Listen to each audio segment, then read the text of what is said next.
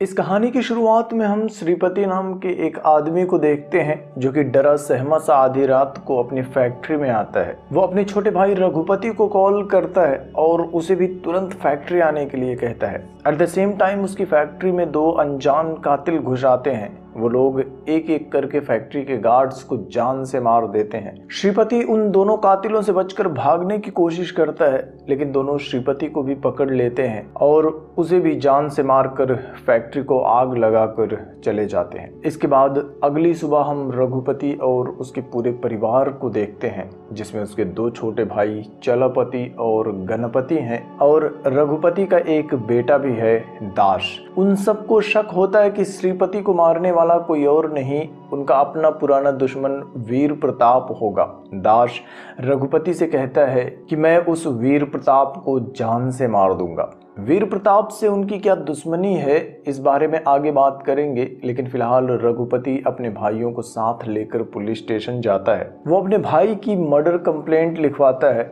और इंस्पेक्टर से कहता है कि प्लीज आप मेरे भाई के कातिलों का पता लगाइए। रघुपति फिर वापस अपने घर आ जाता है।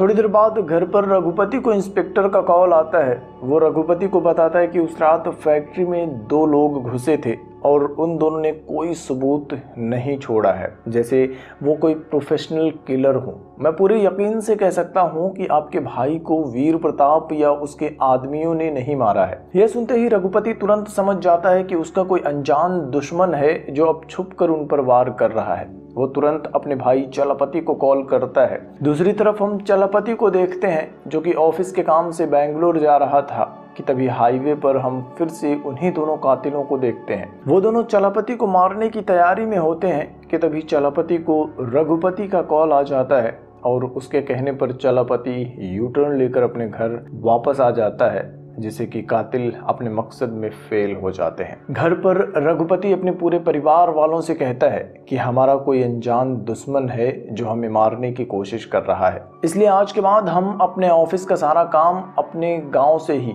अपने घर से ही करेंगे।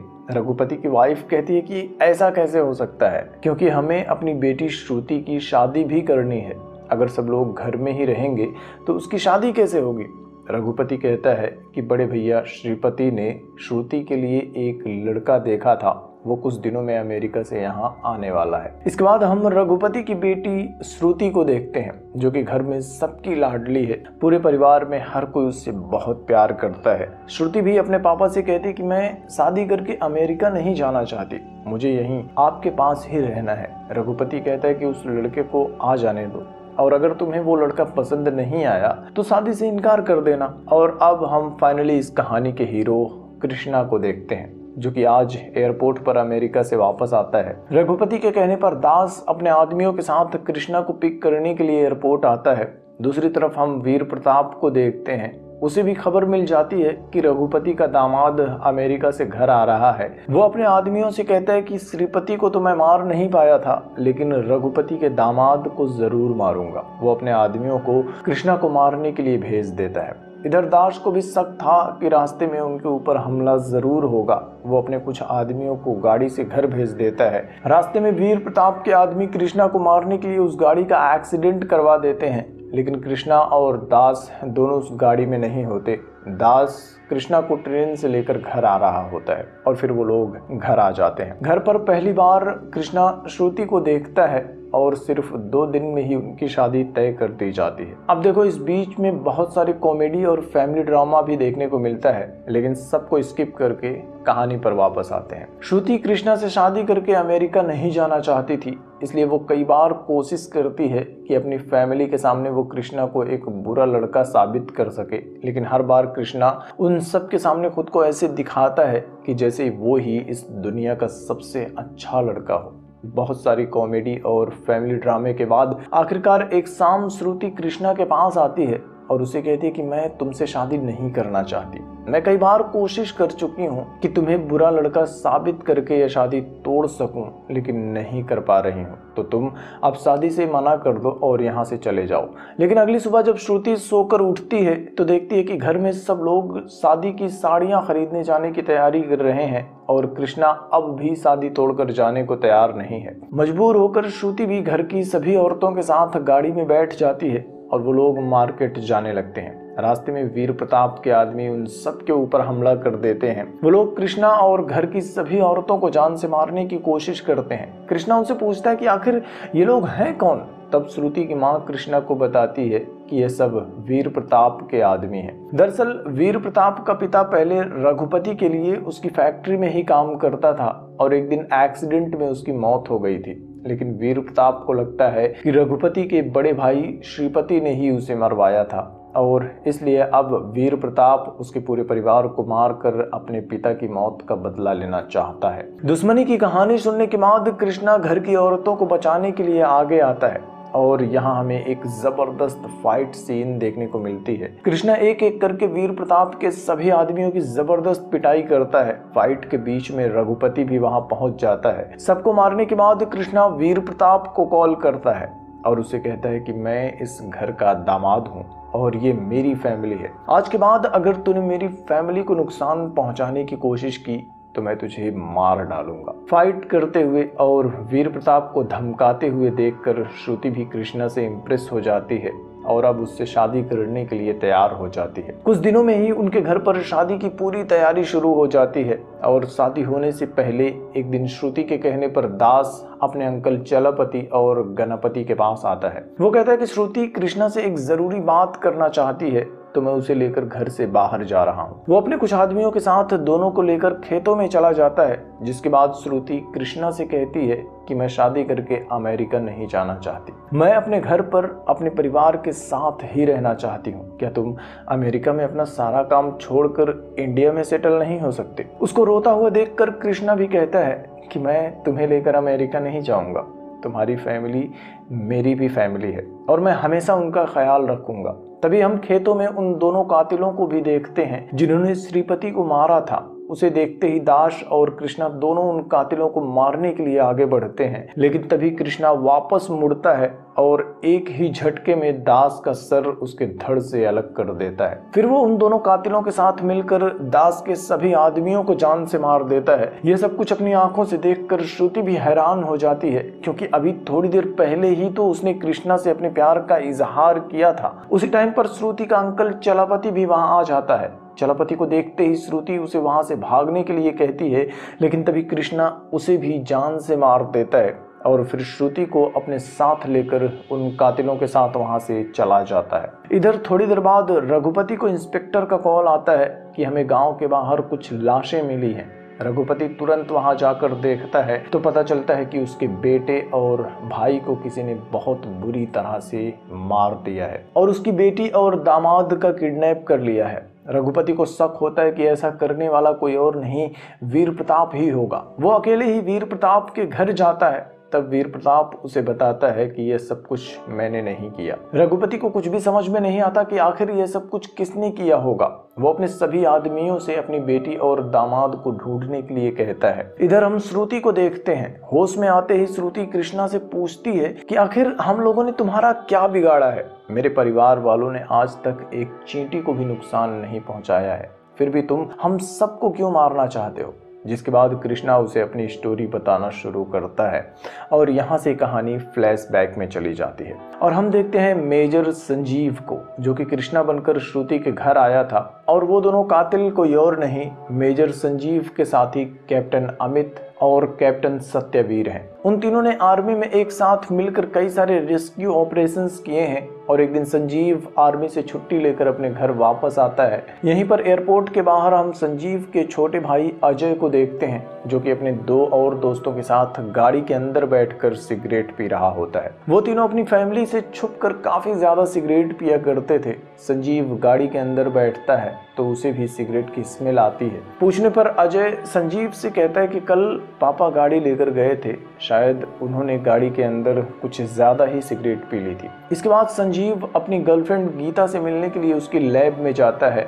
गीता एक माइक्रोबायोलॉजी लैब में काम करती थी। दोनों पिछले 3 साल से एक दूसरे से प्यार करते थे और आज दोनों एक दूसरे को प्रपोज भी कर देते हैं। इसके बाद गीता को साथ लेकर संजीव अपने घर अपने माँ बाप के पास आता है। गीता भी संजीव के माँ बाप से कहती है कि मैं यहाँ आपकी बहू नहीं आपकी बेटी बनने के लिए आई हूँ। इसके बाद फिर से कुछ देर तक फैमिली ड्रामा चलता है। गीता और संजीव दोनों की शादी तय कर दी जाती है और एक दिन अजय कार्ड बांटने के लिए घर से निकलने वाला ही होता है कि तभी उसे खून की उल्टियां शुरू हो जाती हैं। संजीव उसे लेकर हॉस्पिटल जाता है और उसकी पूरी जांच करने के बाद डॉक्टर संजीव को बताता है कि अजय को लंग्स कैंसर है और अब अजय बस कुछ दिनों का ही मेहमान है। और यह सुनकर संजीव को बहुत बड़ा झटका लगता है। वो हॉस्पिटल से बाहर आता है तो देखता है कि अजय हॉस्पिटल के बाहर फिर से सिगरेट पी रहा है। संजीव उसे मना करता है लेकिन अजय कहता है कि मैं जानता हूँ कि मैं अब बस कुछ ही दिनों का मेहमान हूँ। मैं कई बार कोशिश कर चुका हूँ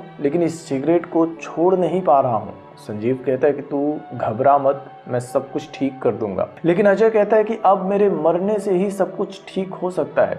इसके बाद अजय एक चलती हुई गाड़ी के सामने कूदकर अपनी जान दे देता है। अजय की मौत से संजीव को बहुत तकलीफ होती है। कुछ दिनों के बाद गीता अजय की पोस्टमार्टम रिपोर्ट लेकर संजीव के पास आती है। वो संजीव को बताती कि शायद अजय ड्रग्स भी लेता था क्योंकि उसकी बॉडी में जितना कैंसर था उतना तो 20 साल तक सिगरेट पीने के बाद होता है, जबकि अजय की उम्र ही सिर्फ 20 साल थी। वो दोनों अजय के कमरे में ड्रग्स ढूंढना शुरू कर देते हैं लेकिन उन्हें अजय के बेड के नीचे से टाइगर ब्रांड सिगरेट के कई सारे पैकेट्स मिल जाते हैं, जिसे देखते ही संजीव समझ जाता है कि शायद इसी सिगरेट की वजह से अजय को कैंसर हुआ है। पूछने पर अजय के दोस्त भी बताते हैं कि हम दोनों भी कोशिश कर रहे हैं लेकिन इस सिगरेट को छोड़ नहीं पा रहे हैं।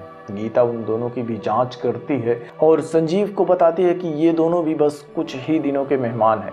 इसके बाद गीता उस सिगरेट की जांच करती है जिससे कि कंफर्म हो जाता है कि उस सिगरेट में एक तरह का ड्रग्स मिला है जिसे पीने वाला एडिक्टिव बन जाता है और फिर कैंसर से उसकी मौत हो जाती है। इसके बाद संजीव गीता और अजय के दोस्तों को अपने साथ लेकर पुलिस स्टेशन जाता है और टाइगर ब्रांड सिगरेट के खिलाफ FIR दर्ज करवा देता है। लेकिन इंस्पेक्टर कहता है कि इस पैकेट पर फैक्ट्री के बारे में कोई जानकारी नहीं है, तो हम इसे कैसे ढूंढेंगे? इसके लिए एक स्पेशल टीम बनानी होगी। संजीव को समझ में आ जाता है कि पुलिस वाले कुछ नहीं कर पाएंगे।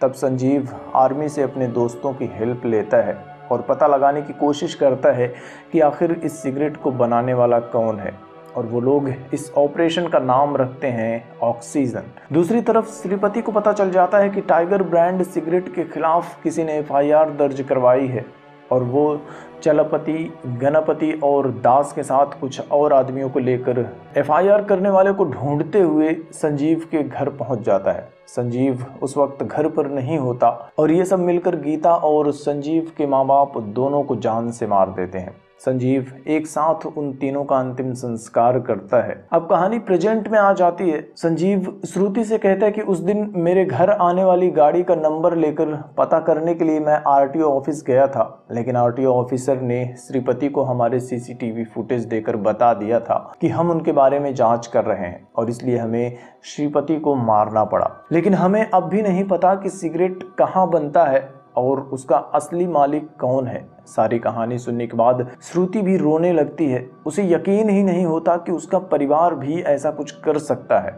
वो संजीव को बताती है कि हमारे घर से कुछ ही दूरी पर एक गोडाउन है जहां पर मेरे अंकल हमारे बिजनेस से जुड़ी सारी डिटेल्स को सेव करके रखते हैं, शायद तुम्हें वहां कुछ पता चल जाए। अब ये लोग उस गोडाउन में जाते हैं। वहाँ एक सीक्रेट दरवाजा होता है। संजीव उस दरवाजे को खोलकर देखता है तो उसके अंदर एक बहुत बड़ी तिजोरी रखी थी जिसके ऊपर डिजिटल लॉक लगा हुआ था। और जैसे ही ये लोग तिजोरी के पास पहुंचकर उसे खोलने की कोशिश करते हैं, चलपति को अपने फोन पर पता चल जाता है कि कोई उसकी तिजोरी को खोलने की कोशिश कर रहा है। वो कैमरा ऑन करके देखता है तो पता चलता है कि जिस बेटी और दामाद को ये लोग ढूंढने की कोशिश कर रहे हैं वही लोग असली धोखेबाज हैं। इधर संजीव उस तिजोरी के पासवर्ड को गेस करता है और कैंसर पासवर्ड डालने से वो तिजोरी खुल जाती है। वो पूरी तिजोरी पैसों से भरी हुई थी और ये लोग पूरी तिजोरी को ही चोरी कर लेते हैं। और फिर कई सारे आर्मी ऑफिसर्स की हेल्प से टाइगर ब्रांड सिगरेट को पीकर कैंसर का शिकार हुए लोगों के अकाउंट में 5-5 हजार रुपए डिपॉजिट कर देते हैं।